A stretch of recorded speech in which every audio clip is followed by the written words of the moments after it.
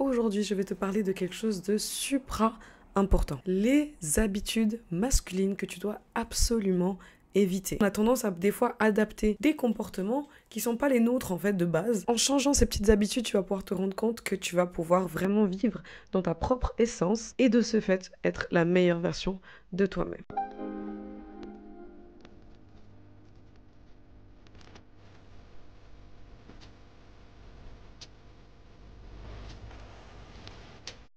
Hey, c'est Jess qui fait du montage qui vous parle. J'ai fait une grosse partie du montage de mon côté. Quand je suis revenue, je me suis rendu compte que la plupart des plans, en fait, s'affichaient en noir. J'avais pas envie de me battre avec ce problème.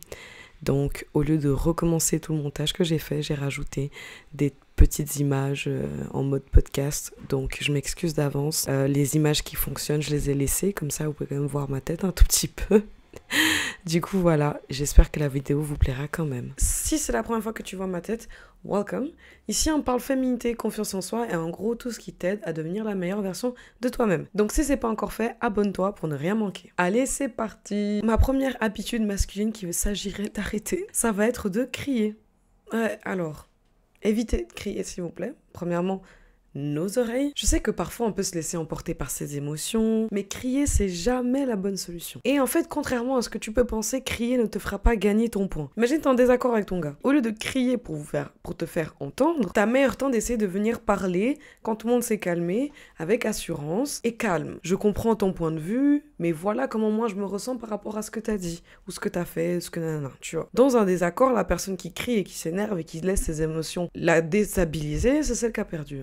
Tu verras en fait qu'en essayant plutôt de venir avec une approche calme, assurante et je dirais mature, je suis désolée, tu verras que ça va apporter un climat de paix, de respect et d'écoute de l'un l'autre en fait. Je me rappelle, j'ai eu une petite période de ma vie où j'étais comme ça et je me rendais compte aussi par rapport à mes proches comment c'était pas agréable en fait, parce qu'en fait quand tu te retrouves aussi face à quelqu'un qui dès que tu vas lui dire la moindre chose élève le ton ou te crie dessus, en vrai, t'as plus envie de lui parler. Ensuite, mon deuxième point, c'est de pas prendre soin de sa peau. Vous avez bien remarqué que c'est les hommes qui s'occupent pas de leur peau, qui posent aucune crème, aucun sérum, aucun nettoyant, aucun gommage, aucun masque. Mais certaines femmes le font. Alors, je fais pas de jugement. Ça peut arriver qu'un soir, t'as la flemme de faire ta skincare. Franchement, on est des humains.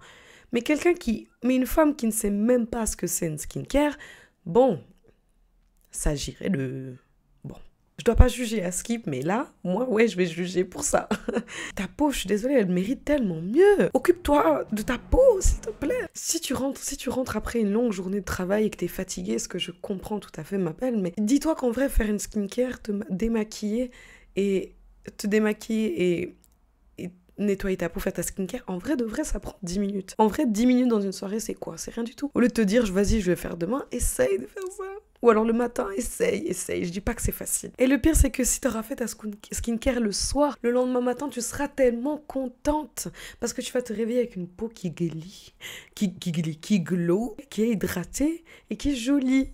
Pour moi, prendre soin de sa peau, c'est quand même un geste d'amour envers soi-même. Ma troisième habitude masculine qui serait à éviter, pour moi, ça va être d'être trop direct et de ne pas assez écouter ses intuitions. La plupart des hommes sont directs et francs dans leur communication. C'est une qualité de l'énergie masculine. Sauf que quand tu es une femme et que tu fonctionnes que dans cette énergie justement masculine, elle peut être bien... En fait, ce point-là, je dis pas qu'il est mauvais. Il peut être super bien au travail, par exemple. Il peut être super bien dans toutes ces activités où tu as besoin de ton énergie masculine. Et je prends le travail parce que pour moi, c'est le meilleur exemple. Pas les meufs, on veut communiquer un truc, on part dans tous les sens comme ça et tout. Mais par contre, nous, ce qu'on a, que les hommes n'ont pas, c'est l'intuition. Les hommes n'ont pas ça. Ou certaines femmes qui sont tout le temps dans la survie, tout le temps dans leur masculinité, ne sont pas capables en fait d'écouter cette intuition. Imagine, tu as une situation mauvaise qui se passe. Imagine, tu as des personnes autour de toi qui sont mauvaises. Imagine, tu te retrouves dans une situation qui est pas si bien. En général, en tant que femme, qui est dans son énergie féminine, donc qui écoute en fait son intuition, t'es capable de te rendre compte que ça va pas. T'es capable de te rendre compte que c'est faux avant même que ça se passe. Vraiment, avec du recul, même moi aujourd'hui, je m'en rends compte aussi, c'est que voilà, si je me compare par exemple, je sais qu'il faut pas se comparer, mais si je compare par exemple avec d'autres personnes autour de moi, par exemple, qui ont une énergie un peu plus masculine que moi, tu nous mets les deux personnes dans la même situation, moi je vais très vite voir qu'il y a un problème, je vais très vite voir quelque chose qui va pas, qui sonne faux, alors que la personne justement, malheureusement, même si c'est une femme, qui sera dans son énergie masculine, va pas du tout s'en rendre compte, en fait, avant que ce soit trop tard et en face d'elle que c'est faux. En fait, c'est ça notre complémentarité entre énergie masculine et féminine, c'est que la femme, en fait, aura l'intuition du problème, du danger, on va dire ça comme ça, qu'elle va communiquer, en fait, à l'homme, si on prend à l'énergie masculine, et l'énergie masculine va, elle, aller défendre ça en ayant justement une communication directe et claire. C'est une complémentarité. Je dis pas que les habitudes masculines sont mauvaises. Je dis juste que les habitudes masculines sont mauvaises pour toi qui veux rester dans ton énergie féminine. Énergie qui est ta propre énergie à toi, essence de base dans laquelle tu te sens le mieux et dans laquelle tu es censé être la plupart de ton temps. Voilà. J'ai jamais parlé aussi vite pour dire un point. Et du coup, en fait, pour moi, le problème des femmes, c'est qu'elles écoutent pas assez leur petite voix intérieure, en fait, qui leur dit « Là, ma belle, il y a quelque chose qui va pas. Là, ma belle, faut pas que t'ailles là-bas. Là, ma belle, arrête de dealer avec ce gars. » Et des fois, c'est mieux aussi d'écouter cette intuition plutôt que de foncer tête baissée, en fait. C'est moi qui dis ça alors que je suis bélier, je peux vous le dire. Hein.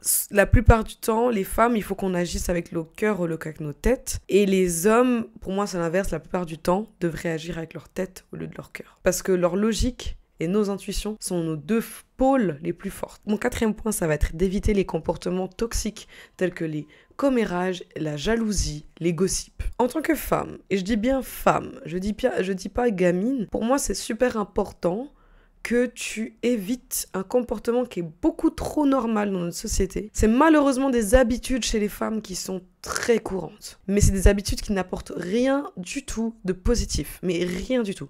Nada, niet, nichts. Vraiment rien. La compétitivité est une énergie qui est typiquement masculine. Elle est pas mauvaise. Parce que par exemple, si on prend l'exemple du travail, elle est très bien. Pour ceux qui m'ont déjà vu travailler, vous savez comment moi je rigole pas avec le travail. Ça me permet d'atteindre mes goals, ça me permet d'atteindre mes résultats et de travailler, tu vois. Quand tu amènes cette compétitivité et cette jalousie dans tes relations amicales, dans tes relations personnelles ou encore dans ton couple, hein, parce qu'il y a des filles, non seulement elles sont jalouses de leurs copines, mais il y a d'autres filles, elles sont jalouses de leur propre gars. Ça peut être un peu plus courant chez les hommes d'être jalouses de leurs femmes, parce que c'est eux qui sont compétitifs. C'est eux qui ont cette énergie de « je dois être mieux qu'eux ». Pas que je excuse les hommes d'être jaloux de leur partenaire, pour moi, elles devraient pas, tu vois. En tant que femme, vu qu'on est très forte pour se comparer, quand tu te compares à une autre femme et que tu commences à ressentir de la jalousie, ça peut arriver. Mon conseil que j'ai à vous donner, c'est qu'à ce moment-là, quand tu sens la jalousie, de te dire « ah ouais, je suis jalouse ». Au lieu de transformer cette énergie de jalousie en quelque chose de mauvais. Il faut que tu acceptes cette jalousie et en fait, tu as 2 réactions après.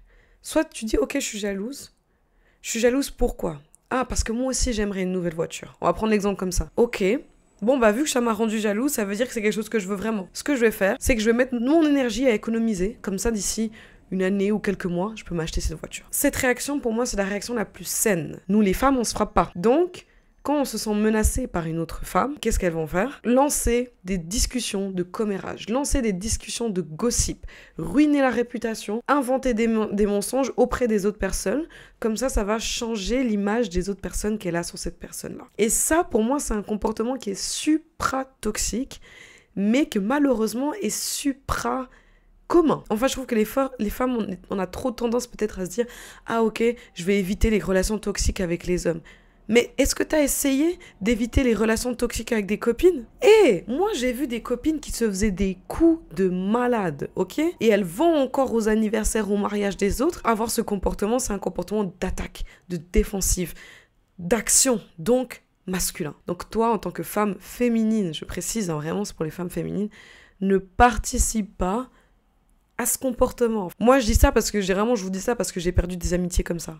Je me suis éloignée de certaines femmes à cause de ça. Et même encore au jour d'aujourd'hui, je sais que c'est un comportement que si je vois ce comportement chez une femme, je vais prendre mes distances. Mais toi, là, quand t'es dans ton groupe, là, de copines, et puis vous parlez sur une autre fille, là, et cette autre fille, en fait, c'est votre copine. Toi, là, quand t'es pas dans la pièce, tu crois qu'on parle pas de toi? Je sais que ma chaîne, il y a des gens qui sont un peu plus jeunes, en fait, qui regardent aussi cette chaîne. Et pour moi, c'est important de vous parler de ça. Ne grandissez pas, n'évoluez pas dans un environnement féminin où on crache sur toutes les autres femmes. Mon 5e point, on va enfin finir avec cette vidéo quand même, parce que sinon ça va jamais finir.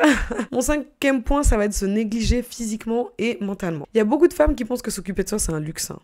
Non, non, non. Et c'est même pas censé être cher, hein, en vrai de vrai. Ne pas faire de sport pendant longtemps parce que tu rentres et tu es fatigué, ou encore ignorer tes émotions parce que tu veux rester forte. Prends le temps de bouger ton corps, que ce soit par une simple marche, un peu de yoga, un cours de fitness. Et mentalement aussi. N'hésite pas à prendre du temps pour toi. Que ce soit par la méditation, que ce soit par la lecture, que ce soit par aussi un professionnel, ou alors de prendre juste une petite pause pour déconnecter.